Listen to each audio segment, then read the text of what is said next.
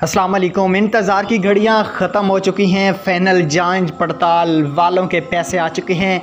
लेकिन आप सोच रहे हैं नहीं यार पैसे नहीं आए, लेकिन वीडियो एंड तक देखें, सबूत मेरे पास मौजूद है।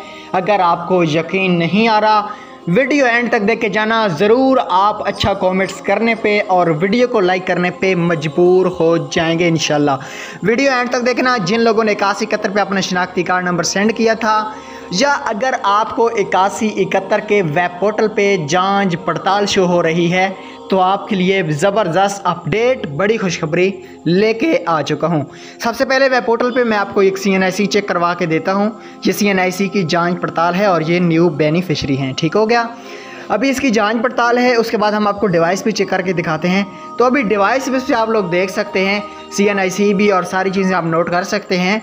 इसके 14,000 रुपये अकाउंट में आ चुके हैं। ये बहुत बड़ा प्रूफ आया है, मेरे पास सबूत आया है, तो मैंने सोचा मैं आप लोगों के साथ भी शेयर कर दूं। तो अब इंतज़ार ख़त्म हो चुका है। जांच पड़ताल वाले जो भी अफराद हैं वो अपना CNIC प्लीज़ एक दफ़ा डिवाइस पे चेक करा लें। उसके बाद इंशाल्लाह उम्मीद है कि आपके पैसे आ चुके होंगे। अगर नहीं आए होंगे तो आप मज़ीद इंतज़ार कर लें, आपके पैसे आ सकते हैं।